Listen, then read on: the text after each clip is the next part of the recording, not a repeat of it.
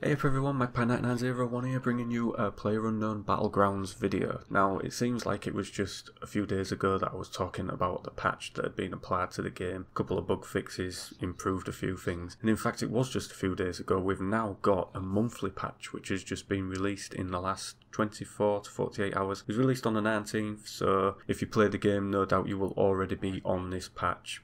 If not, please do note that this patch is 5.3 gigabytes in size, so if you're on a metered connection, do take note of that. So this is the first of the monthly patches that they're going to be rolling out. These are going to try to fix various issues within the game, most notably optimization, which was one of the things that this game suffers with badly, but they are working on it and working on it as fast as possible. Mainly this patch is looking to sort out FPS drops and stability issues for the game, especially for lower spec systems, as it can be quite demanding, especially if you have your graphics settings boosted to the max. Myself on a 980 Ti, I had it at ultra. I've had to lower it just to high, just so that it gets it a little bit more stable, because some of the FPS drops were down into the teens, which is very detrimental to your gameplay. So I've had to drop it to the high settings, and that's giving me roughly, doesn't dip below 40 whilst I'm playing now. That's at 1440p resolution. Now they are going to be bringing out a test server for people to use, where they will test the fixes. People will be able to join and use that.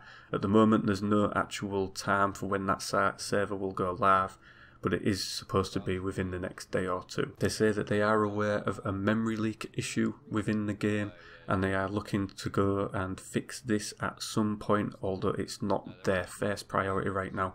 They're looking to do the stability and FPS issues first, and then they will get round to the other things. They're also addressing an issue with a pricing glitch that seems to be happening over in New Zealand, whereby people could buy the game over there and gift it to others. People were buying it quite cheaply, so the price in New Zealand, unfortunately guys and girls, has been raised for you. They've also gone a little bit more into detail over the lag issues that we're experiencing on the servers at the moment. They've said that it is an issue with the core engine code. It isn't with any of the equipment that they're using. It is simply to do with a networking issue with the core code, and this is something that's going to be very hard to resolve. It's going to take time, but they are working on it as we speak. And they're going to say that as of Monday this week, they broke 100,000 concurrent users. So that's good going. That might have been a little bit helped with the fact that over here in the UK it was a bank holiday, so a lot of people were off work. A lot more people would have been gaming on that day. But yeah, 100,000 users is good going for this game. Now I'm just going to skate through some of the issues that have been fixed. I won't list them all because there's just way too many, but I'll go through a few of them. There's some known issues which was to do with the motorbike. These have been fixed. You couldn't drive straight, it was on a slant.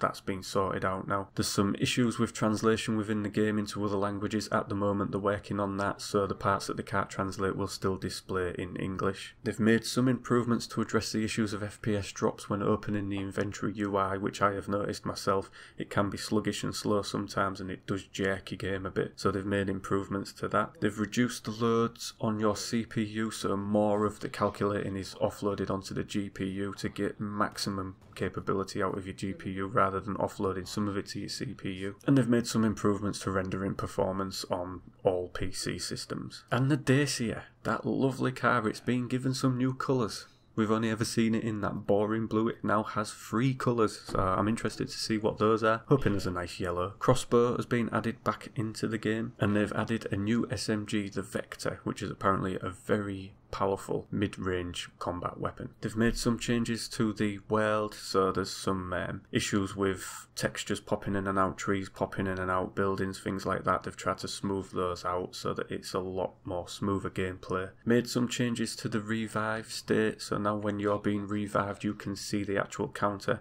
whereas before it was only the person that was reviving you that could see the counter. Now you can both see the counter, and you can move around sideways and backwards whilst doing so. Made some changes to the spectating system, which is, the game's let down by this for me.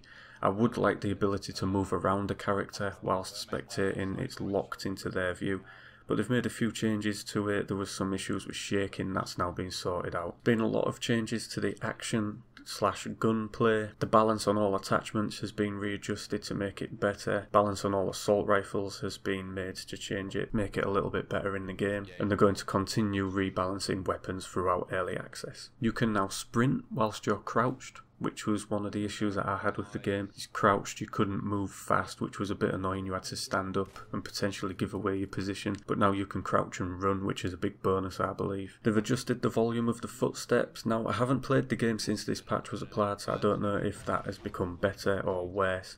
It was sometimes hard to work out whose footsteps you was hearing, where they was coming from. Sometimes it could seem overly loud for the situation that you was in, so hopefully that's got a lot better now. They've also fixed an issue where bald characters would actually have hair. Not a major one, but it's there anyway. And those are just a few of the things that they've fixed within the game. It's looking very good now. They're definitely getting on and cracking on with these updates and definitely getting things fixed that need fixing. So bonus points to them and what they're doing with this game. I love the game. In co-op, it's amazing fun. It's a really good laugh.